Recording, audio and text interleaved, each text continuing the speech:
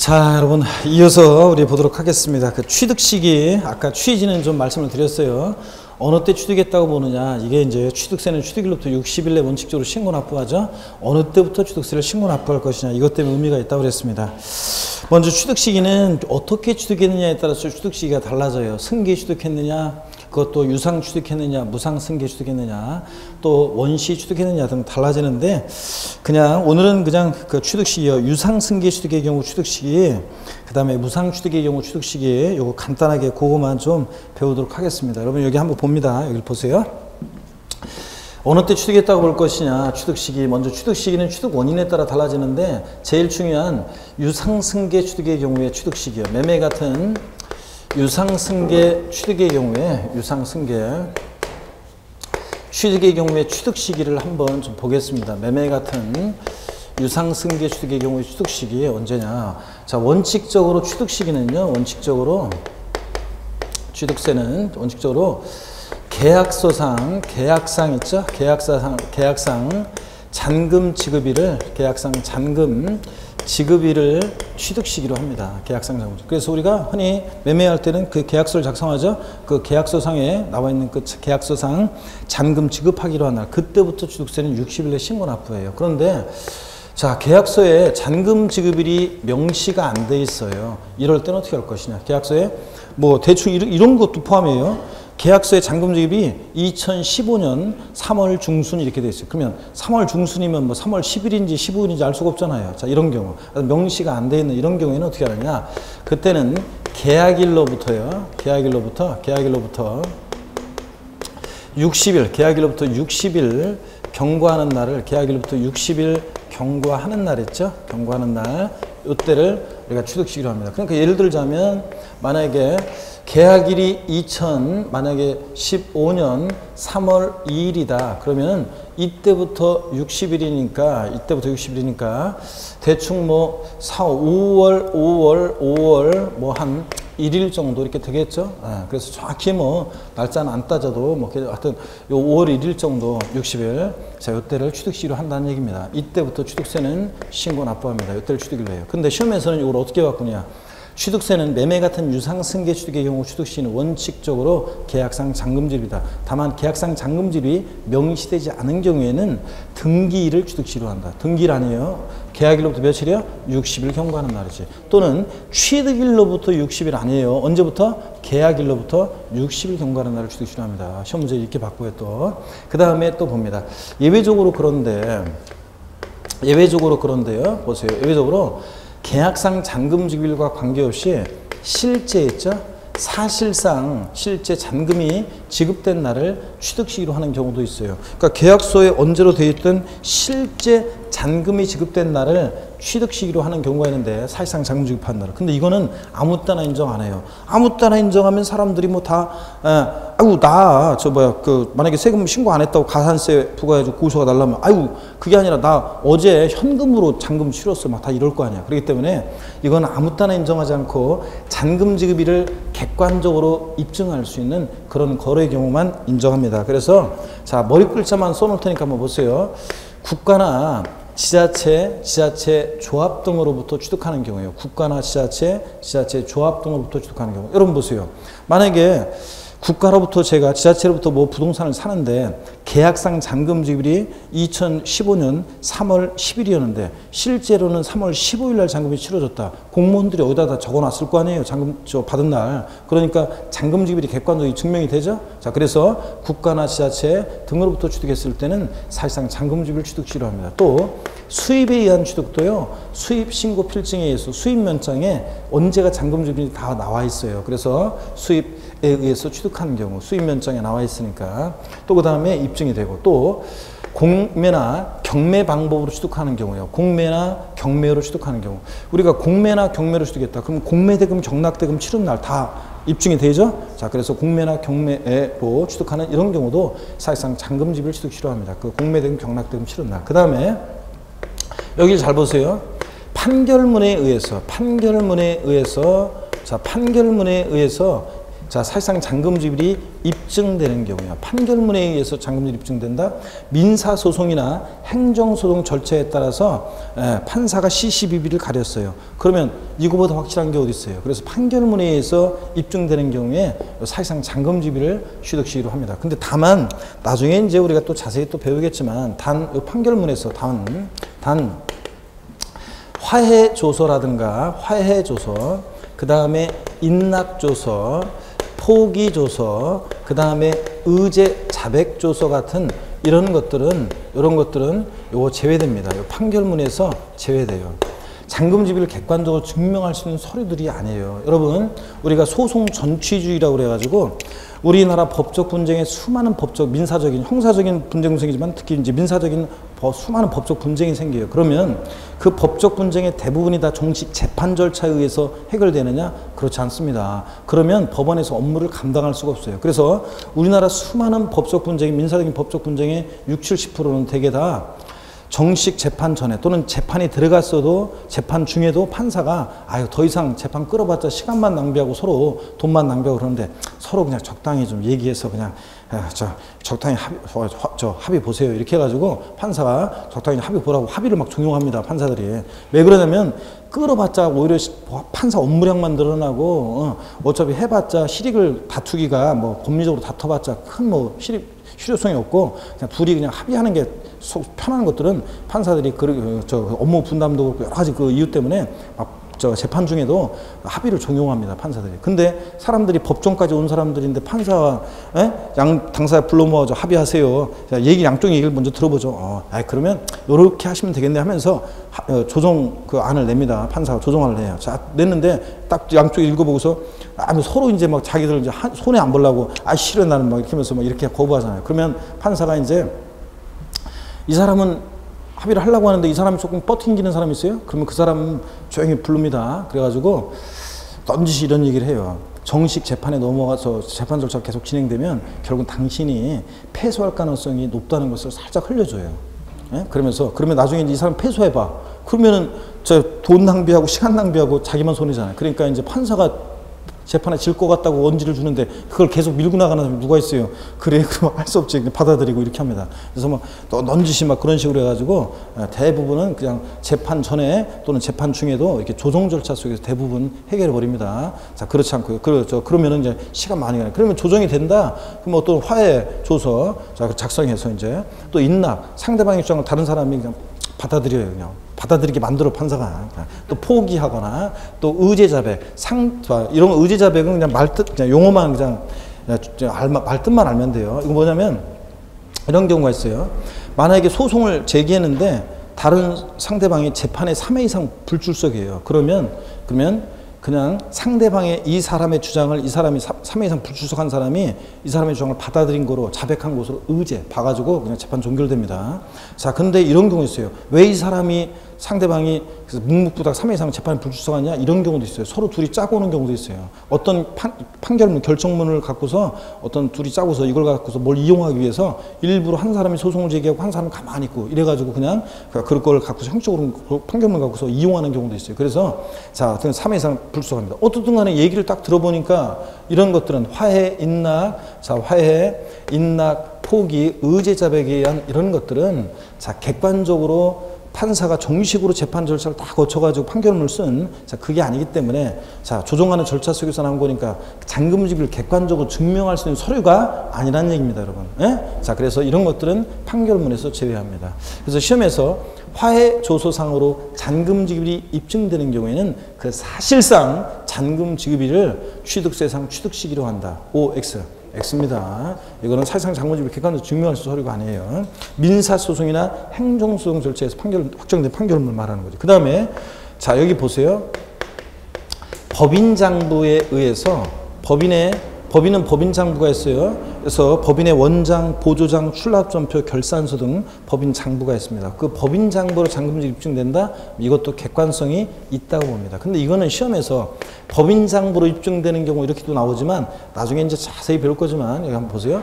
이건 시험에서 어떤 법인으로부터 뭘 취득했다거나 또는 법인 간에 뭐 거래로 뭘 취득했다고 하거나 또는 뭐 법인으로부터 뭘 분양받아 취득했다고 하거나 하여튼 법인이 계약의 일방 당사자로 나오면 그 법인의 법인장부에 의해서 잔금지급이 입증된다고 보시면 돼요. 그래서 법인이 계약의 일방 당사자로 나왔고 법인장부에 의해서 그 잔금지급이 입증된다. 그러면 그 잔금지급이 입증되는 그 법인장부상 입증되는 그 사실상 잔금지급을 취득상 취득시로 합니다. 계약서와 상관없이. 이렇게 해서 머리 끌 줄 따서 보니까 여기 보세요. 자, 취득세는 원칙 계약서상의 잔금지급을 취득시로 하는데 유상 취득의 경우는 이런 객관적인 취득의 경우만 사실상 잔금지급을 취득시로 하고 이거 이외에는 다 계약상 잔금지급을 취득시로 합니다. 자, 그래서 머리 글자를 따서 보니까 뭐예요? 국수공판법이지. 자, 이거 교수님에 따라서는 강의하시는 분에 따라서는 국수공판장 이렇게 객관적인 취득을 이렇게 외우라고 하시는 분도 있어요. 제가 옛날에요.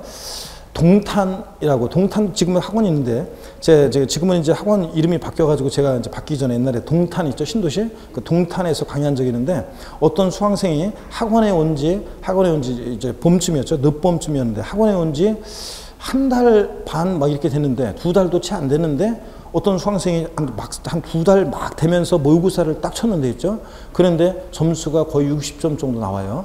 자, 모의고사가 평균이. 그러니까 다른 사람들이 깜짝 놀랐어요. 나는 제가 겨울부터 와가지고 그냥 공부했는데도 지금 30, 40점대에서 헤매고 있는데 쟤는 학원에 온 지 2달도 막 채 안 됐는데 모의고사를 봤는데 처음 모의고사를 봤는데 60점이 나와. 그러니까 사람들이 쟤는 2학년이나 틀림없이 쟤는 재수생이다. 막 이렇게 수근수근 대고 막 그랬어요. 쟤 2학년이니까 그렇지 쟤 처음엔 나올 수가 없어. 막 이렇게 얘기하는데 그 수강생이 그 다른 수강생들이 야 네가 한번 물어봐. 쟤 처음 했냐고. 그러니까 막 물어보라고 서로 그랬는데 한 사람이 가가지고 혹시 공부 뭐 좀 예전에 뭐 동영상으로 하거나 좀 했어요. 그랬더니 이 수강생이 아니 나 처음 하는데요. 이렇게 얘기한 거예요.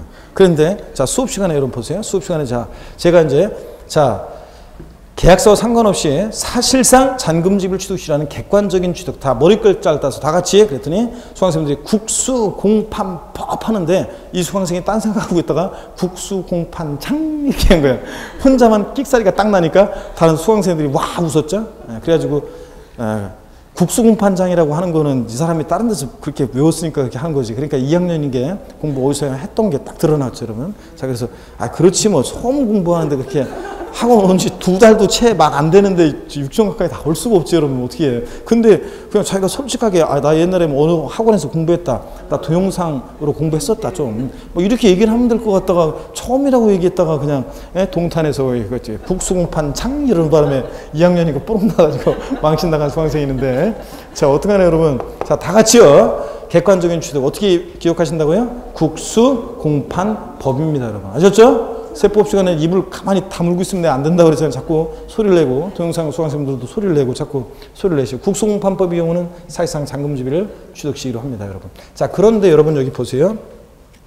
지금까지 제가 얘기한 이런 날들 이전에요. 지금까지 제가 얘기한 이런 날들 이전에 그러니까 원칙 계약상 잔금지급 또는 명시 안 됐다 계약일부터 60일 경과하는 날 국수공판법 사실상 잔금지급 이런 날들 이전에 만약에 등록을 먼저 하잖아요. 이전에 등기 등록을 했다 그러면 자, 그 등기 등록일을 그 등기 또는 등록일을 취득시기로 합니다. 자, 그래서 등기 등록이 빠르면 무조건 등기 등록이래요, 여러분. 자, 그러면 여러분 보세요. 만약에 계약상 잔금이 명시 안 된 경우에 계약일로부터 60일 경과하는 날인데 60일 되기 전에 이때 등기를 했다. 그럼 어느 때를 취득시로 한다고요? 이 등기를 취득시로 하는 거예요. 자, 사실상 잔금지급이나 계약상 잔금지급 이전에 등기 등록을 먼저 했다? 등기 등록입니다. 그러니까 항상 등기 등록이 빠른지 확인하셔야 됩니다. 여러분 질문 드리겠습니다. 한번 응용력 있는지. 이건 이제 원래 3월 달쯤에 계속 물어보는 건데 자, 지금은 그냥 말로 한번 해볼게요. 자, 여러분 봅니다. 매매 같은 부동산을 매매로 취득하는 경우 취득세상 취득 시기는 계약상 잔금지급일과 등기일 중 빠른 날이다. OX요. 네? 자, 다시 들어보세요. 매매로 부동산을 취득하는 경우 계약상 잔금지급일과 개인이 하겠습니다. 개인 어떤 갑이 부동산을 매매로 취득하는 경우 계약상 잔금지급일과 등기일 중 빠른 날이다. 빠른 날을 취득세상 취득시기로 한다. OX요. 다시 개인이 매매로 부동산을 취득하는 경우 취득세상 취득시기는 계약상 잔금지급일과 등기일 중 빠른 날이다. OX요. 예? 자, 맞잖아요, 여러분. 원칙은 계약상 잔금지급이라며. 근데 등길이 빠르면 등길이라며. 예? 그러니까 비교해서 중 빠른 날 맞잖아요. 원칙은 계약상 장부일인데 등길이 빠르면 등길이고 등길보다 계약상 장부일이 빠르면 계약상 장부일이고 중 빠른 날 맞잖아요. 나중에 3월달 가면은 사례를 통해서 다 한번 이런 거 연습해 볼 건데 아유 그러면 잠깐 한번 보세요 여러분. 요것만 설명드리고 자 갑이라는 사람이 있고 을이 있어요. 갑이 있고 을이 있는데 갑이 자 무상취득의 경우는 여러분들이 이제 좀 더 이제 민법적인 개념이나 뭐 이런 공시법적인 개념들을 좀 배우고 오면 제가 좀 더 설명하기 편하니까 그때 좀 설명하기로 하고 이번 수업에는 유상승계취득의 경우 취득 시기만 설명드리겠습니다. 입문과정에서는 자 갑이라는 사람과 을이라는 사람이 어떤 부동산을 매매해요. 자 한번 볼까요? 매매하는데 계약일이 2015년 3월 2일이고요. 계약서상에 기재된 잔금지급일은 자, 개인간입니다. 지금 2015년 예를 들어서 4월 20일이고요. 실제로 근데 사실상 잔금이 지급된 것은 2015년 4월 25일이고요. 자, 을명의로 등기가 이루어진 등기일은 등기접수일 등기일은 2015년 5월 28일입니다. 자, 그랬을 때 을 입장에서요. 취득세상 취득 시기는 언제입니까? 취득상 취득 시는 언제요? 자, 개인 간 거래니까 원칙 계약상 잔금지급일 4월 20일입니다. 근데 이번에는 서울특별시로부터 매매로 을이 부동산을 취득합니다. 취득세상 취득시는 언제입니까? 서울특별시부터 부동산을 취득해. 매매로 을이. 취득상 취득시는 언제예요? 자, 이때는 계약서와 상관없이 실제 사실상 잔금이 지급된 4월 25일입니다. 사실상 잔금지급. 아셨죠? 그럼 이번엔 이렇게 하겠습니다. 자, 서울특별시도 똑같이 을이 부동산을 매매를 취득하는데 등기일이 3월 28일입니다. 자, 그러면 취득세상 취득시는 언제입니까? 예? 자, 원칙은 국수공판법 서울특별시로부터 취득하니까 국수공판법 객관적인 취득이죠. 국수공판법. 근데 사상 잔금지급일인데 등기일이 더 빠르니까 언제입니까? 이때는 등기일입니다, 여러분. 아시겠습니까? 근데 이번에 이렇게 해볼까요? 등기일이 만약에 5월 28일로 하고요. 자, 개인 간 거래입니다. 근데 개인 간 거래인데 계약상 잔금지급일이 명시가 안 돼 있어요. 불분명해요. 자, 그러면 취득세상 취득시는 언제로 한다? 원칙 계약상 잔금지급일인데 개인 간 거래는 자, 국수공판법 거래하니까 계약상 잔금지급일인데 명시가 안 됐을 때는 계약일로부터 며칠? 60일 경과하는 날. 그래서 한 5월 1일 정도가 되겠죠? 자, 이렇게 한다는 얘기입니다. 이해하시겠습니까, 여러분? 취득시기예요. 자, 이런 얘기예요. 나중에 계속 설명드립니다. 오늘은 유상승계 취득의 경우 취득시기만 알면 됩니다. 매매 같은 대표적으로 원칙 언제? 계약상 잔금지급일.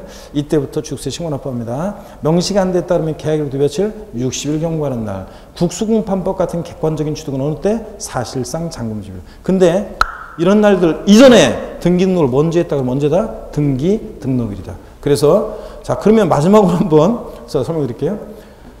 서울특별시로부터 국가로부터 부동산을 취득하는 경우 사실상 잔금지급일과 매매로 이제 국가나 지자체로부터 부동산을 취득하는 경우 사실상 잔금지급일과 등기일 중 빠른 날을 취득세상 취득시기로 한다. OX예요.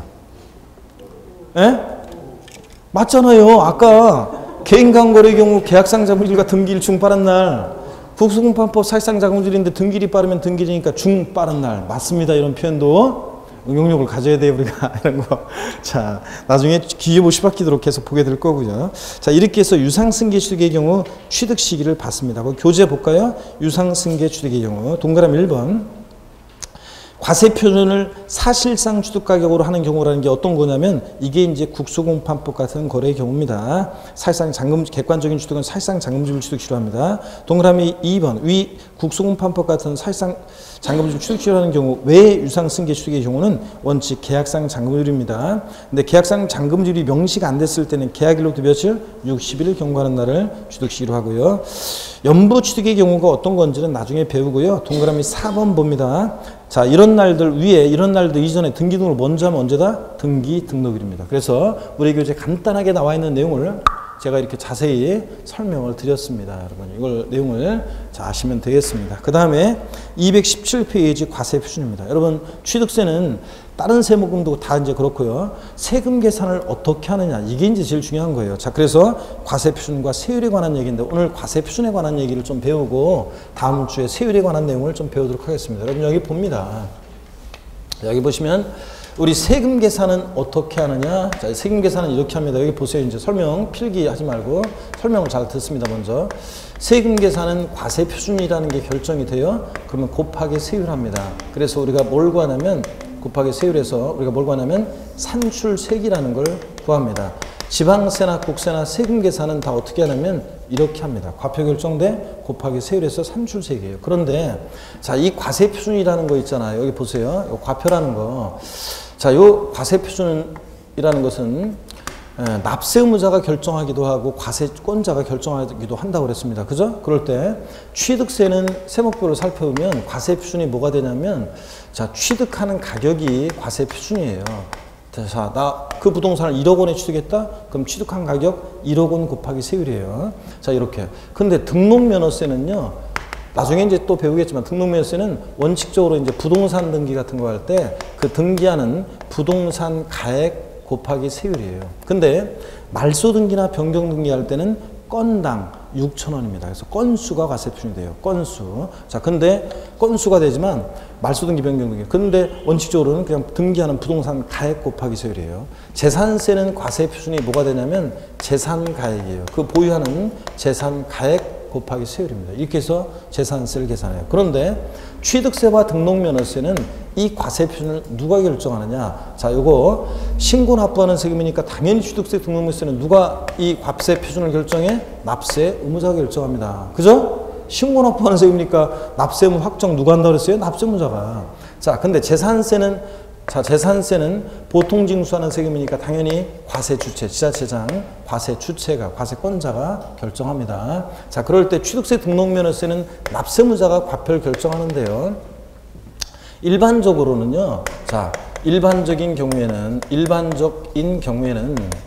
예외적인 경우가 있지만 일반적으로 취득세, 등록면허세 과세 표준은 납세 의무자가 원칙적으로 있죠. 원칙적으로 신고하는 가액이 과세 표준이 됩니다. 신고하는 가액. 나 그 부동산 1억 원에 취득했다. 신고하는 가액이요. 여기다 곱하기 세율이에요. 그 다음에 근데 예외적으로 지방세 과세 시가 표준액이라는 것이 시가 표준액이 과세 표준으로 결정되는 경우도 있습니다. 자, 그러면 시가 표준액이 뭔지 용어 설명을 좀 드리겠습니다. 여러분 여기 보세요. 시가 표준액이 뭔지 용어 설명을 드릴 테니까 여기 보세요.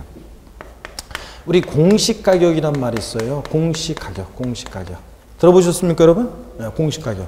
자, 공시가격에는요, 이렇게 나눠져요. 공시가격은, 자, 기준시가도 있고요. 기준시가도 있고, 그 다음에 시가 표준액도 있습니다. 이거 안 적어도 돼요, 여러분들. 지금 설명하는 이런 내용은 요건 그냥 참고적으로 말뜻만 알면 되니까. 시가 표준액이란 말이 있는데요. 자, 보세요. 네.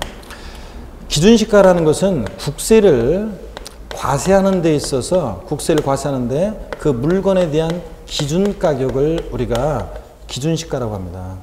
자, 그 다음에 시가 표준액이라는 것은 지방세를 과세하는 데 있어서 그 물건에 대한 기준 가격을 얘기해요. 무슨 얘기냐면 여러분 기준시가는 들어보셨잖아요. 시가 표준액이 좀 낯설지. 자, 여러분 보세요. 재산세는 보통징수 방법으로만 징수된다고 그랬습니다. 가만히 있으면 재산세는 지자체장이 세금 계산해서 납세 고지서가 날라오는 세금이에요. 그럴 때 여러분, 자, 노원구청장은 여러분 재산세를 부과할 때 도대체 무엇을 근거로 세금을 계산했냔 말이지. 예? 여러분 갖고 있는 주택에 대해서, 토지에 대해서, 뭐 건축물에 대해서 세금을 도대체 무엇을 근거로 세금 계산하느냐? 자, 여러분 보세요. 지방세를 과세할 때, 자, 항상 지자체장은 이 시가표준액이라는 것을 미리 이 물건에 대한 기준가격 매겨놓고 이 시가표준액으로 세금을 계산합니다. 자, 시가표준액이라는 것이 토지의 경우는 여기 보세요. 토지의 경우는 시가표준액이 어떻게 결정되느냐? 이거 적을 필요 없이 설명만 듣습니다. 토지의 경우 시가표준액 어떻게 결정돼요? 여러분 보세요. 자, 대한민국 통치권이 미치는 우리나라 대한민국 통치권이 미치는 우리나라 전 국토 쫙 있습니다. 제주도 있고 울릉도도 있고 우리나라 통치권이 미치는 전 국토에 수많은 필지들이 있습니다. 필지가 뭐고 획지가 뭐고 이런 것들은 학개론에서 배우는 거고. 자, 수많은 필지들의 땅값을 정해야 되는데 예를 들어서 여러분 여기 보겠습니다. 예를 들어서 경기도 부천시가 있어요. 부천시 관할구역 내 수많은 이 토지들이 있잖아요. 이 땅값을 매기기 위해서는요. 자, 주변 토지 지가에 영향을 줄 수 있는 대표성 있는 땅들을 선정해요. 이걸 뭐라고 하냐면 표준지라고 해요. 표준지. 자, 표준지를 누가 선정하냐고요? 국토교통부 장관이 표준지를 선정합니다. 그리고 이 표준지 땅값을 매겨요. 그게 뭐냐면 공시지가예요. 우리가 들어보셨죠? 공시지가, 표준지 공시지가 또는 공시지가 이렇게 얘기합니다. 이 공시지가를 참작해서 자, 부천시장이 자기 관할 구역 내 개별 필지들에 대한 땅값을 산정한 것이에요. 이게 개별 공시지가입니다. 이게 개별 공시지가예요. 개별 필지들에 대한 땅값. 이 개별 공시지가가 토지에 있어서 국세 기준시가도 되고 지방세에서는 시가 순액이 됩니다. 이게. 그래서 토지에 대한 재산세는 개별 공시지가에 의해서 세금이 계산돼요. 자, 그 다음에 주택 같은 것도요. 주택 같은 것은 똑같아요. 주택도 자, 부천시관 내 수많은 주택들이 있잖아요. 이 주택들의 가격을 매기기 위해서 주변 주택 가격에 영향을 줄 수 있는 대표성 있는 주택들을 선정해요. 이것을 표준주택이라고 해요. 그래서 이 표준주택을 선정해요. 누가요? 국토교통부장관이. 그런 다음에 이 표준주택 가격을 산정고시합니다. 여러분이 이제 2월 달부터 시작해가지고 이제 이 표준지 공시지가나 표준주택 가격이 산정고시가 돼요. 신문지상에 국토교통부에서 발표하는 이 자료를 볼 거예요. 그러면 이제 표준지 공시지가 또는 표준주택 가격이 뭐 전년도보다 몇 프로 올랐다 이런 게 이제 나와요. 어느 지역은 감소했다, 어느 지역은 올랐다. 되게 오르겠죠. 자, 그러면은 그럼 이제 올랐다 그러면 아, 우리 집 올해 재산세 부담이 늘어나겠구나 이렇게 생각하시면 돼요. 그래서 표준주택 가격을 참작해서 자. 부천시장은 자기 관할 구역 내 나머지 개별 주택들의 가격을 산정고시합니다. 자, 이게 개별 주택 가격이에요. 이거는 단독주택이나 다가구 주택에 대한 공시 가격을 말합니다. 아파트 같은 것은 공동주택 가격이 산정고시 됩니다. 자, 그래서 이게 산정고시 돼요. 그래서 이게 이제 또 주택에 있어서 국세 기준시가도 되고 또 지방세 시가 편액도 됩니다. 결론이요. 자, 이렇게 된다는 거. 근데 어떤 사람들은요.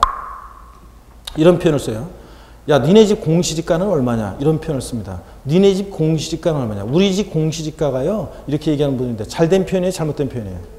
공시지가는 여러분 토지에 대해서 쓰는 표현이에요. 표준지 공시지가 이거고. 자, 주택에 대해서는 개별주택 가격 또는 아파트 같으면 공동주택 가격이 얼마냐? 또는 그렇게 말하기 싫으면 짧게 니네 집 공시가격은 얼마냐? 이렇게 얘기하는 거야지. 그죠? 이렇게 정확한 거죠. 이제 구분할 수 있겠죠, 여러분? 공시지가, 자, 표준주택 가격 이런 것들을 구별합니다. 개별주 공시지가, 개별주택 가격 또는 공동주택 가격 이렇게 구별하시고. 자, 그러면 결론이요. 공시가격이라는 것은 자, 봅니다. 공시가격이라는 것은 지방세에서는 시가순액입니다. 지자체장은 항상 지방세를 과세할 때 시가순액으로 우리가 세금을 계산하는데 자, 두 가지만 알면 돼요. 건축물이나 다른 물건에 대한 시가순액 산정 몰라도 되고 자, 토지의 경우는 여러분 보세요. 토지의 경우 금방 얘기했어요. 토지 시가순액은 뭐라고요? 개별 공시지가예요. 개별 공시지가. 자, 주택에 있어서 시가순액은 뭐라고요? 개별주택가격, 개별주택가격. 자, 개별주택가격 또는 단독주택이나 이건 다가구주택에 대한 가격을 얘기하는 거고 공시가격이고 아파트 같은 것은 공동주택가격이 산정고시 됩니다, 여러분. 아셨죠? 이렇게 해서 공시가격이라는 게 이런 말이라는 거예요. 시가순액은 항상 지자체장은 세금 계산할 때 무엇으로 세금 계산한다? 시가순액으로. 자, 그러면 여기 보세요. 취득세나 등록면허세는 과세표준을 납세의무자가 결정해요. 원칙 신고하는 가격이 과세표준이에요. 나 얼마 취득했다 신고하는 거예요. 근데 예외적으로 지방세 과세 시가순액으로 과표가 결정되는 경우가 있는데 어떤 경우에 그러냐. 납세의무자가요. 신고 안 하는 경우요. 납세의무자가 신고해야 되는데 신고 안 하면 2차적으로 누가 세금 계산해? 지자체장, 과세주체가. 그럴 때 지방세는 항상 과세주체는 지자체장은 무엇으로 세금 계산해? 시가순액으로 해요. 과표 결정합니다. 또는 신고했는데 신고 가액에 표시가 없는 경우도 포함해서요. 또 납세의무자가 신고했는데 신고한 자, 가액이요. 지방세 과세 시가표준액보다 미달하게 더 낮은 가격으로 신고하는 경우도 그렇습니다. 이게 어떤 건지 한번 볼까요? 여러분요, 우리가요, 소위 말해서 시가라는 가격이 있어요. 우리 집 시가가 요새 한참 올라가, 요새 좀 다시 또 오르기 시작해서 우리 집 시가가 지금 한 4억 원은 될 거야. 자, 이랬을 때 시가. 근데요, 시가 표준액이라는 게 있죠. 시가 표준액, 공시가격. 시가 표준액은요, 소위 말해서 이 시가에 7, 80% 선에서 이게 결정된다고 얘기를 해요. 가격에서. 시가가 1억이면 시가표준액은 한 7, 8천만 원에서 결정된다고 공개적으로는 얘기합니다. 정부에서. 그렇지만 실제적으로는 여러분 집 올해 재산세 나온 거 아니면 시군구청 홈페이지 들어가셔가지고 여러분의 아파트 같으면 공동주택 가격을 열람 한번 해보세요. 그러면 이 시가순액이 턱없이 낮아요. 대개 막 40%에서 65% 선에서 결정되는 게 일반적이에요. 어떤 경우는 7, 80% 선에서 결정되는 지역 경우도 있지만 또 어떤 경우는 대부분은 소위 말해서 여러분이 지금 알고 있는 시가 있죠? 그 시가보다 한 40에서 65% 선에서 결정되는 게 일반적입니다. 그래서 열받아가지고 당장 항의하면서 근데 우리가 이제 이런 거 열람 기간이 있어요. 우리가 개별주택 가격이나 공동주택 가격 또 개별 공시지가 동네 플랜카드부터요. 열람 기간이 있고 이의신청 기간이 있어요. 그때 이제 이의신청하면 되는데 열받아가지고 이의신청해서 이걸 올립니다. 올릴 필요가 있어요, 없어요? 없지. 이거 올려놓으면 세금만 많이 내는 거예요. 재산세 부담이 늘어나요. 재산세 많이 내고 또 의료보험 같은 것도 올라가고 이렇게 하는 거예요. 그러니까 대부분 사람들이 이걸 올려야 안 올려요? 안 올려요. 근데 올릴 필요가 있는 사람들은 어떤 사람들이냐? 수용당하는 경우. 내 땅이, 내 집이 수용당할 때는 이런 것에 의해서 공시가격에 의해서 세금이, 보상금이 나오기 때문에 이걸 무조건 올려야지. 감정가 올리고 막 이런 거 올리잖아요. 자, 그랬을 때는 이런 거 올리지만 보통은 올릴 필요가 없어서 안 올리는 것 뿐이지. 대개 이렇게 결정됩니다. 어떻든 간에 여러분 봅니다. 자, 소위 시가가 1억인데 시가 순액은 이렇게 시가 7, 80% 선에서 결정된다고 해요. 근데 어떤 사람이 신고했는데 신고한 가액이 시가 순액보다 더 낮은 가격에 신고했어요. 그래서 시가가 예를 들어서 시가는 예를 들어서 1억인데 시가는 예를 들어서 1억짜리인데 시가 순액은 7천만 원에 결정됐다고 해요. 근데 어떤 사람이 신고한 가격이 5천만 원을 주겠다고 신고해요. 그러면 자, 과세당국에서는 뭐야 이거 객관적으로 이 신고한 가격에 대한 입증이 되지 않는 한은 자, 과세권자는 뭐야 이거 시가 순액 시가 7, 80% 선에서 결정되어 있는데 시가 순액보다 더 낮게 신고해? 객관적 입증이 없는 한은 불성실 신고했다고 봐서 과세권자가 다시 세금 계산합니다. 지자체장은 항상 세금을 무엇으로 계산한다? 시가 순액으로요. 자, 이래서 이런 얘기입니다. 여기까지 이해되십니까? 자, 그럼 다시 한번 여기까지 사례로 한번 설명을 드려보겠습니다. 자, 여기 보세요. 여기까지 얘기 이런 거예요. 갑이란 사람과 을이란 사람이 어떤 부동산을 거래합니다. 자, 부동산을 매매하는데 이 부동산의 지방세 과세 시가 순액이 1억 원이에요. 근데 을이 취득했다고 신고한 가격이 1억 2천만 원입니다. 자, 그랬을 때 을이 취득세를 신고하는 경우에 자, 취득세 과세 표준 금액은 얼마인가? 취득세 과세 표준 금액은 얼마로 합니까? 둘 중에 하나 찍어보세요. 취득세 과세 표준 금액은 얼마입니까? 자, 보세요. 자, 원칙적으로는 취득세는 취득자가 신고하는 가액이 과세 표준이에요. 그러니까 얼마요? 1억 2천만 원이 과세 표준이에요. 그래서 1억 2천만 원 신고한 가액 과세 표준으로 해서 여기다가 세율 적용해서 세액 계산해서 신고 납부하는 겁니다. 이해하시겠습니까, 여러분? 자, 그런데 이번에는 이렇게 하겠습니다. 원래 이렇게 하는 거예요. 원칙 신고하는 가액 과세 곱하기 세율이에요. 근데 신고하는 가액 과세 표준인데 이번엔 이렇게 하겠습니다. 을이 신고를 안 했어요. 자, 그러면 을이 신고를 안 했다 그러면 그대로 끝나는 게 아니죠? 고개 들고 과세권자가 다시 세금 계산합니다. 자, 시가 순액으로 과표 다시 결정해요. 항상 지자체장은 무엇으로 세금 계산해? 지자체장이 세금 계산할 때는 시가 순액으로. 그래서 시가 순액으로 과표에 다시 결정하고 곱하기 세율에서 세액 계산합니다. 그 다음에 지금 신고하지 않았죠? 불성실 신고했죠? 불성실 신고하면 어떤 제재가 따라? 가산세, 합한 금액을 납세 고지서를 발부해서 징수하는 겁니다. 그래서 취득세는 원칙 신고 납부하지만 예외적으로 가산세부터는 고지서를 통해서 보통징수 방법으로도 징수할 수 있는 거고. 이해하십니까, 여러분? 자, 납세무자 원칙 신고하는 가액 과세 표준인데 신고 안 하면 시가 순액으로 과표 결정해서 세금 계산하고 그 다시 계산한 산출세액에다가 가산세 합해서 고지서를 통해서 징수한다. 여러분, 이런 구조입니다. 그 다음에 이번 또 볼까요? 이번에는 납세무자가 신고하긴 했는데요. 이 신고한 가격이 만약에 8천만 원에 취득했다고 신고했어요. 근데 객관적으로 입증되는 경우가 아니에요. 신고한 가격이. 그럴 때는 자, 그러면 과세권자는 시가 순액보다 미달하게 신고해? 그 불성실 신고했다고 봐가지고 다시 과표 결정합니다. 뭐로요? 시가 순액으로. 항상 지자체장은 시가 순액 과표 결정하는 거예요. 곱하기 세율 산출세 구하고 불성실 신고한 만큼에 대한 가산세 계산해서 합한 금액을 납세 고지서를 발부해서 징수하는 겁니다. 여러분 이해하시겠습니까? 취득세 어떻게 계산되는지? 그래서 원칙적으로 취득세는 납세의무자가 신고하는 가액이 과세 표준이에요. 근데 신고하지 않거나 또는 신고 가액의 표시가 없거나 또는 신고한 가액이 시가 표준액보다 뭐하게? 미달하게 낮게 신고되면 불성실 신고했으니까 과세권자가 다시 과표 결정하는데 지자체장은 무엇으로 과표를 결정한다? 시가 표준액으로. 이해하시겠습니까 여러분? 이런 얘기를 하는 거. 우리 저기는 고개 숙이고 뭘 그렇게 열심히 보고 있어요. 자, 그래서 이런 얘기인데, 자, 그 과세표준 한번 보겠습니다, 여러분. 217페이지 봅니다. 과세표준. 자, 취득세는 과세표준이 취득 당시 가액을 기준으로 해요. 취득세는 취득 당시를 기준으로 합니다. 원칙적으로는 거기 보세요. 취득자가 신고하는 가액입니다. 취득자가 취득 당시 신고하는 가액이 과세표준이에요. 당구장 표시로 주택거래 신고지역 이런 거 나오는데 이런 거는 나중에 공법이나 뭐 다른 과목에서 이런 얘기, 중개사법에서 이런 얘기들을 좀 배운 다음에 제가 또 설명을 드릴게요. 넘어가고 원칙 취득자가 신고하는 가액이 과세표준이 된다. 예외적으로 신고 없거나 또는 신고 가액의 표시가 없거나 신고한 가액이 시가표준액보다 자 적은 경우에는 무엇으로 지자체장이 과표를 결정한다? 시가표준액으로 과표 결정한다. 아셨죠? 자 이런 얘기입니다. 근데 특례가 있어요. 자, 시가표준액보다 높은 가격이든 낮은 가격이든 상관없이 언제나 항상 그 사실상 취득한 가격을 과세 표준으로 하는 경우가 있습니다. 자, 요것을 이제 좀 설명을 한번 드려볼게요, 여러분. 여기 보세요. 자, 오늘 요까지만 설명을 드리고 과세 표준까지만 설명을 드리고 또 일반적인 경우만 설명드리고 예외적인 것은 나중에 기본서 나오면 3, 4월, 5, 6월 거쳐서 계속 배워나가는 거고요. 자, 오늘은 요까지만 배우면 돼요. 자, 특례가 있어요.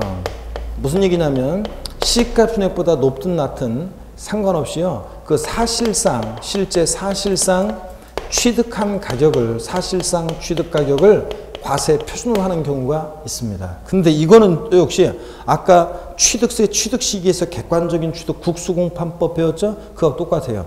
자, 이것도요. 자, 아무 때나 인정하면 사람들이 다 뭐 시가표준보다 낮게 신고할 거 아니에요. 그러니까 객관적으로 증명되는 거래의 경우만 인정합니다. 그래서 객관적으로 증명되는 거래의 경우, 자, 어떤 경우냐? 취득세에서 객관적인 취득, 자, 국, 수, 공, 그 다음에 판, 그 다음에 법의 경우. 아까 배웠죠? 예, 그래서 국가나 지자체 조합으로부터 취득하거나 수입에 의해서 취득하거나 공매 경매 방법으로 취득하거나 판결문에 의해서 취득가액이 입증되거나 법인장부로 입증되는 경우인데 물론 여기서 하나가 더 들어가요. 일단 요거 설명하기 전에 여기 보세요. 여러분 국가로부터 지자체로부터 내가 부동산을 취득해요. 시가표준액 1억짜리인데 서울특별시로부터 내가 8천만 원의 그 부동산을 샀어요. 그러면 공무원이 다 적어놨을 거 아니에요. 실제로 8천만 원 대금 받고 이런 거 거래한 거 계약서 다 있을 거 아니에요. 그러면 공적 기관에서 다 입증이 되는 거죠, 이거? 그러니까 객관적으로 증명이 되니까 자, 국가 지자체 조합으로부터 취득하거나 이런 경우에는 자, 시가표준액에 미달한다 할지라도 그 사실상 취득한 가격을 과표준합니다. 수입에 의해서 취득할 때도 수입 신고 필증에 의해서 다 입증이 됩니다. 실제 취득한 가격이. 그 다음에 공매나 경매로 취득하는 경우. 여러분, 여기 보세요. 공매나 경매로 취득하는 경우. 어떤 부동산의 시가표준액이 1억 원인데 시가표준액 1억인데 이 부동산이 공매에 넘어갔어요. 또는 경매에 넘어갔어요. 그 공매 가액이 또는 경락 가액이 공매나 경락 가액이 자 7천만 원입니다. 취득세 과세 표준 금액은 얼마인가? 얼마입니까? 에? 얼마예요? 자 7천만 원이지 뭐. 자 그래서 시가표준액에 관계없이 그 공매한 가액 입증이 되잖아요. 그러니까 이게 7천만 원이 과세 표준이 됩니다. 여러분 이해하시겠습니까? 또 판결문에 의해서 입증되는 경우. 자, 아까 얘기했어요. 민사소송이나 행정소송에 의해서 의한 그 판결문에 의해서 입증되는 경우, 자, 확실합니다. 객관성 있죠? 그 판결문에서 입증되는 가격을 과세 표준합니다. 시가표준과 관계없이. 근데 단, 똑같아요. 다만 근데, 단 똑같아요. 단, 화해조서나 인락조서, 포기조서, 자, 그 다음에 화해, 인락, 포기, 그 다음에 의제, 자백에 의한 이런 경우들은 자, 객관성이 있다고 그랬어요? 없다고 그랬어요? 없죠? 그러니까 판결문에서 어떻게 한다? 제외합니다. 시험에서는 어떻게 나오냐고요? 여기를 보세요. 시험에서는. 어떤 부동산의 시가표준액이 1억인데요. 시가표준액 1억인데, 자, 화해조서상으로 입증되는 가격이 7천만 원인 경우에 시가표준액 1억인데, 화해조서상, 이런 경우에는 화해조서상으로 입증되는 가액을 취득세 과세 표준금액으로 한다. O, X예요. X입니다. 이 화해조서상으로는 취득가격을 객관적으로 증명할 수 없기 때문에 자, 화해조상으로 입증되는 가격이 시가 표준액에 미달한다. 어떤 걸 과세 표준화한다? 시가 표준액을 과세 표준화합니다, 여러분. 이해하시겠죠? 네. 자, 그 다음에 법인이 계약의 일방 당사자고 법인장부에서 그 취득가격이 입증될 때 역시 또 그 법인장부상 입증되는 가격을 시가 표준액에 관계없이 과세 표준화합니다. 또 한 가지가 더 있어요. 아까 취득세에서 취득 시기는 객관적인 취득, 국수 공판 법이잖아요. 근데 과세 표준에서는 객관적 취득 하나가 더 들어가요. 여러분 여기 봅니다. 공인중개사 업무 및 부동산 거래 신고에 관한 법률, 줄여서 중개사법 규정에 의해서 신고서 제출해서, 자, 중개사법 규정에서 신고 제출해서 검증받은 취득의 경우 있죠. 신고 제출해서 검증받은 취득의 경우는, 자, 이런 경우는 객관성이 있다고 봅니다. 그러면 이게 어떤 건지 소개를 한번 드릴게요. 자, 여러분 좀 어려워하시는데 뭐 어려울 거 없어요. 한번 구조들을 한번 보는 거예요, 우리가. 자, 이거 보세요. 이게 어떤 건지 한번 볼게요. 예를 들어서 이런 얘기입니다. 어떤 얘기냐면, 이거는 어떤 지역이 있잖아요. 어떤 지역이 있는데 어떤 지역이 땅값이 있잖아요. 땅값이 원래 좀 낮았었는데 뭐 그 지역에 뭐 어떤 대형 국책 사업이 벌어진다고 될 거라고 하면서 소문이 막 돌아요. 이 지역이 대형 국책 사업이 유치될 거다. 그래가지고 뭐 그 지역에서 뭐 선거 공약도 나오고 막 그래가지고 땅값이 막 올라갔습니다. 자, 여기 보세요. 땅값 막 올라갔어요. 그래서 한참 올라간 요 정도 가격에 시가가 형성돼 있고, 이 시가를 반영해서 지방세 과세 시가 표준액이 산정고시 됐어요. 그랬었는데 시가 표준액 산정고시 되는데 이걸 반영해가지고, 근데 나중에 다른 지역에 다른 지역하고 그 국책사업 유치 경쟁을 벌이다가 다른 지역에 졌어요. 그래서 이 지역은 땅값이 막 내려갑니다. 그래서 시가 표준액보다 더 낮은 요 정도 가격대에 거래가 있었고, 공인중개사가 거래 중개했고 신고 제출해서 맞아, 대형 국책사업 유치된다고 그래요. 땅값 한참 올라갔을 때를 반영해서 시가 표준액이 산정고시 되는데, 그 이후에 시가 표준액이 산정고시 된 이후에 지금 대형 국책사업이 무산돼서 땅값이 더 내려갔을 것이다. 그래서 땅값이 더 내려갈 것이다. 이렇게 가지고 요 정도 가격에 거래가 있었고 신고했는데 관계당국에서 검증을 받아서 맞아, 그래. 자, 이런 경우에는 이 신고한 가액을 사실상 취득가격으로 한다는 얘기입니다. 사실상 취득가격으로 한다는 말의 의미 속에는 이런 의미가 숨어 있다고 생각하시면 돼요. 시가 표준액에 관계없이요. 시가 표준액에 관계없이 이 신고한 가액을 사실상 취득가격으로 해서 이 신고한 가액을 취득세 과세 표준 금액으로 한다는 얘기입니다, 여러분. 이해하시겠습니까, 여러분? 자, 그래서 중개사법 규정에 의해서 검증받은 취득의 경우에도 그 신고한 가액을 사실상 취득가격으로 합니다. 즉, 이것을 과세 표준합니다. 자, 그러면 결론이요. 자, 취득세에서 과세 표준은 납세무자가 결정합니다. 원칙 납세무자가 어떤 거? 취득 당시 신고하는 가액이 과세 표준입니다. 근데 신고 없거나 또는 신고 가액이 시가 표준액보다 미달하게 신고되거나 이렇게 불성실 신고한 경우는, 자, 과세 주체가 다시 과표를 결정합니다. 지자체장은 무엇으로 과표 결정한다? 시가 표준액으로.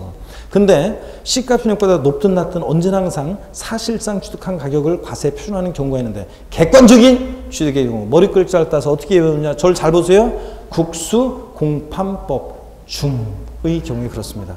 왜 제가 갑자기 중 이렇게 하냐고요?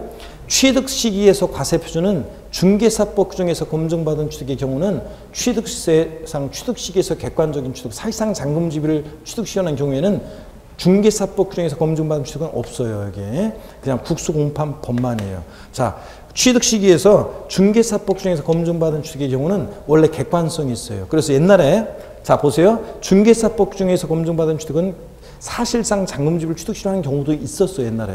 근데 헷갈린다고.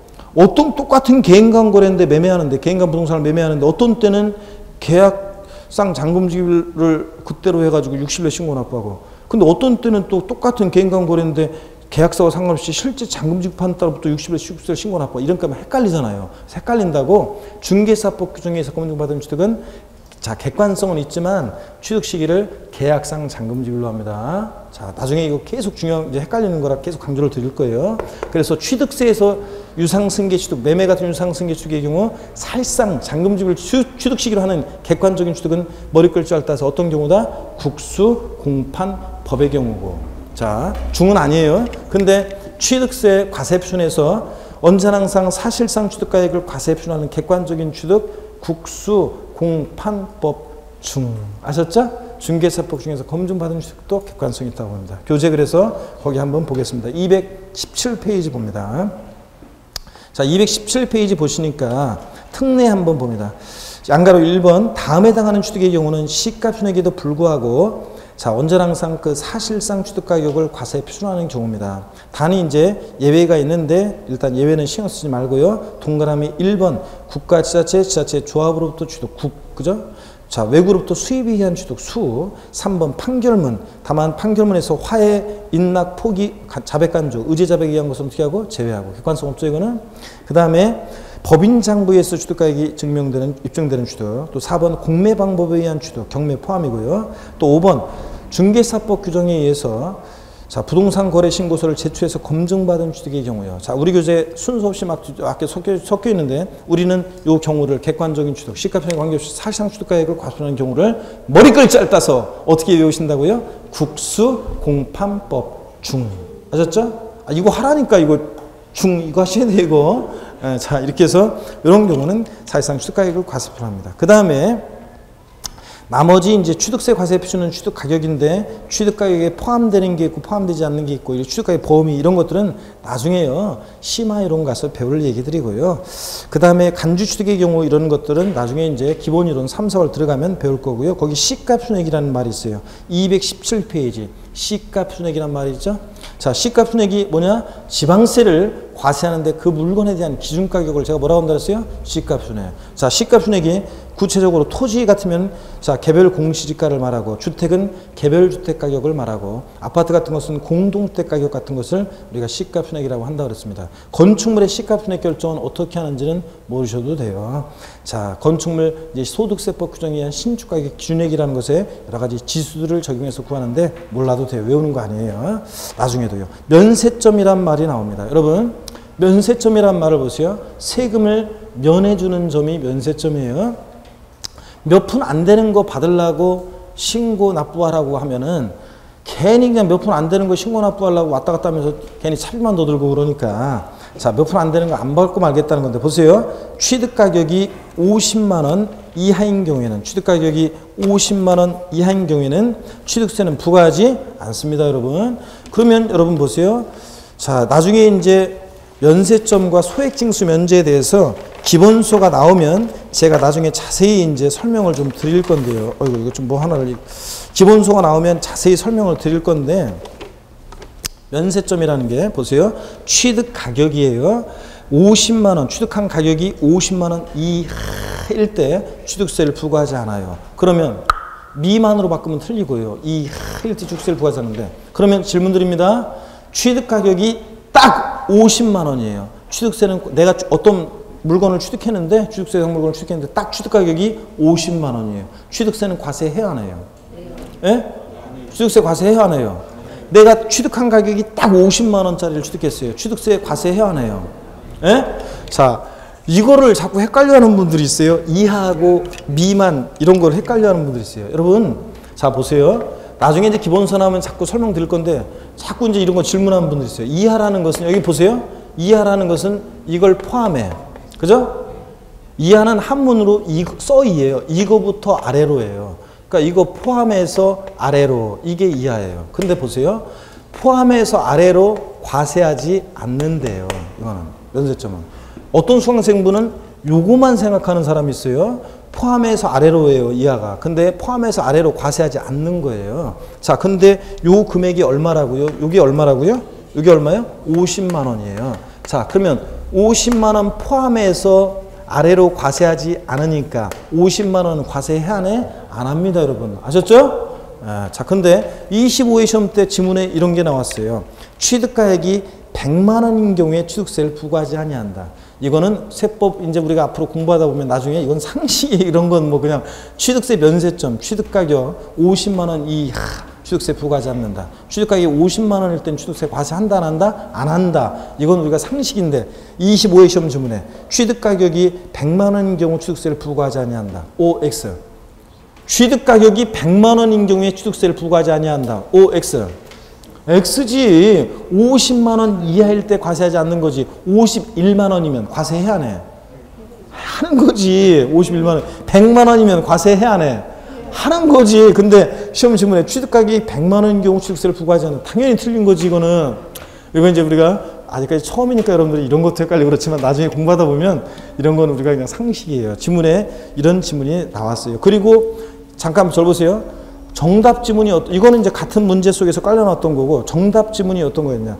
요번에 이제 문제가 이제 지방세법상 취득세 과세 표준과 세율에 관한 설명으로 옳은 것은 해가지고 종합 문제로 과세 표준과 세율에 관한 것을 물어봤는데, 제가 항상 공부할 때 이제 과세 표준과 세율에 관한 것은 시험에 반드시 나오는 거예요. 항상 반드시 나오는 건데, 근데 이제 어떤 게 나올지에 대해서 다 지문에 종합 문제로 과세 표준과 세율에 관한 것을 섞어서 나왔는데 다 공부했던 거예요. 제가 다 설명 평상시에 수없이 강조했던 거 시문에 깔려 나왔어요. 정답 지문이 어떤 거였냐고요?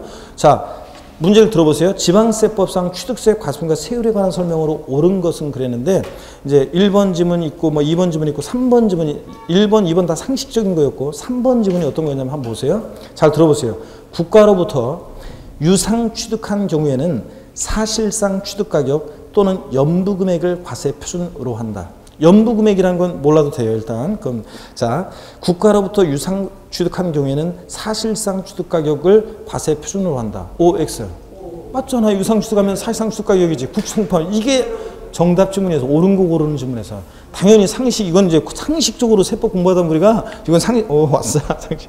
자, 더 뒤에 볼 필요도 없는 그런 거였어요. 자, 이래서 이렇게 나왔고 이런 식으로. 그래서 상식적으로 다 우리가 공부했던 내용들이 나왔습니다. 자, 그래서 이렇게 나왔어요. 국수공판법. 국가로부터 유상으로 취득한 경우, 국가로부터 유상으로 취득한 경우에 취득세 과세 표준을 뭐로 한다고요? 사실상 취득 가격으로 합니다, 여러분. 아셨죠? 자, 오늘 여기까지 하고 복습을 잠깐 좀 하고 마치도록 하겠습니다. 자, 저를 보세요, 여러분들. 복습을 좀 하고 마칩니다.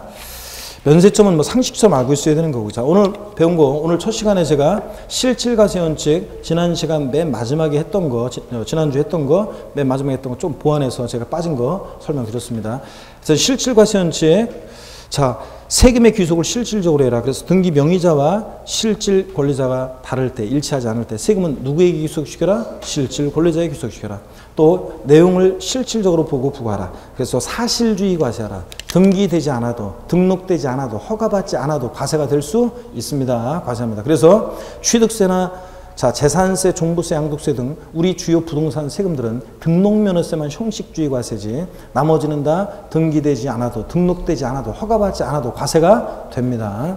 또 현황 부과하라. 이거 추가해서 알려드린 거죠. 오늘 공부상 현황과 사실상 현황이 특정한 날 봤더니 달라, 일치하지 않아. 그럴 때 무엇에 따라 세금을 부과한다? 사실상 현황에 따라 세금을 부과한다. 다만 사실상 현황이 불분명하면 공부상 현황에 의하는 경우도 있고요.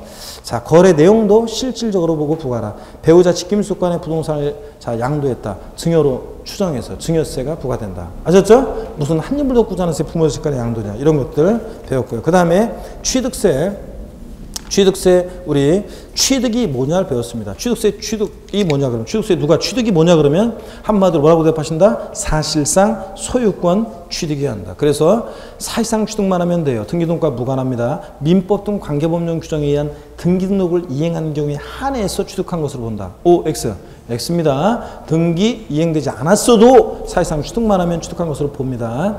또 사실상 취득해야지 형식적인 취득은 취득이 아니라고 그랬습니다. 그 대표적인 예가 어떤 거냐? 형식 취득은 취득이 아니라고 했는데 신탁법에 의한 신탁산 취득이. 아직은 잘 몰라도 괜찮아요. 신탁법에 의한 신탁산 취득은 믿고 맡은 것뿐이고 믿고 맡겼다 돌려받은 것뿐이니까 대외적으로만 소유권 형적으로 왔다 갔다 했지 사실상 취득한 게 아니니까 취득세 과세되지 않는다. 또 사실상 소유권을 취득해야지 소유권 이해권리, 부동산 임차권, 전세권, 지상권, 지역권 등 소유권 이해권리들은 취득세 과세되지 않습니다. 자, 취득세 취득유형, 사실상 취득유형과 의제 취득, 간주 취득유형이 있는데 사실상 취득유형이요. 원시, 승계, 유상, 무상 취득유형이 있습니다. 취득세는 원시 취득했든 승계 취득했든 무상 취득했든 유상 취득했든 불문하고 취득세는 과세가 됩니다. 단 원시 취득에 과세되지 않는 네 가지 경우 머리 글자를 따서 외웠습니다. 어떻게? 차, 기, 항, 선의 경우는 원시 취득 과세한다 안 한다? 안 하고 승계 취득할 때만 과세한다. 이런 거 배웠죠? 그 다음에 자, 우리 취득세요. 또 과세 대상은 그냥 뭐 토지 건축물 등등등 한번 읽어보시면 되고, 납세지도 배웠어요. 지방세는 납세지가 부동산을 취득할 때 취득세나 또 부동산을 등록할 때 보유할 때 취득세, 등록면허세, 재산세요. 똑같아요. 납세지는 자 물건 소재지예요, 주소지예요.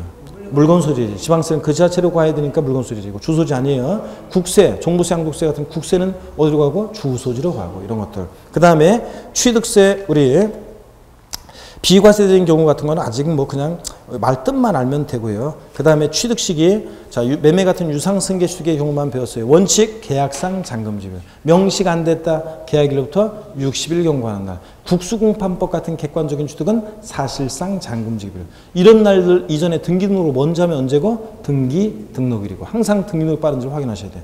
자, 취득세 세금 계산할 때는 과세 표준 곱하기 세율인데 과표 어떻게 결정되느냐? 취득세는 납세무자가 과표를 결정한다. 원칙 취득 당시 납세무자가 뭐? 신고하는 가액이 과세 표준이다. 근데 예외적으로 시가 표준액이 과세 표준되는 경우가 있는데 어떤 경우에 그렇다? 납세무자가 신고하지 않거나 내가 혼자 복습하고 있는 것 같았고 여러분이 복습해야지. 신고하지 않거나 또는 신고했는데 신고한 가액이 시가표준액보다 미달하게 신고되거나 이런 경우에는 시가표준액으로 과표 결정된다. 또 시가표준액보다 높든 낮든 실제 사실상 취득 가격을 과세 표준화하는 객관적인 취득의 경우 자 머리글자를 타서 어떻게 외운다고요? 국수공판법 중의 경우에 그렇다. 아셨죠? 자, 오늘 요조까지만 아시면 됩니다. 특히 뭐 잘 모르겠으면 계속 반복하는 거예요, 이거는 앞으로. 그러니까 잘 몰라도 되고 시가표준액이 뭐냐, 뭐 이런 것들 용어 좀 익히고 이렇게 취득세가 계산되고 이렇게 과세표준이 결정되는구나 이런 것들을 한번 살펴보시면 되겠습니다, 여러분. 자, 그리고 아까 얘기했듯이 카페에 핵심 요약정 이런 거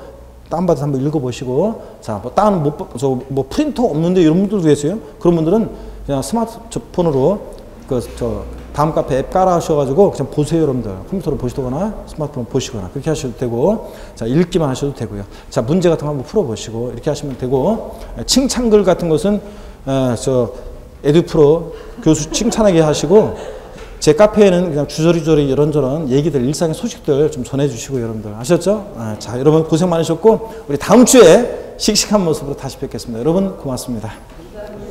수고하셨습니다.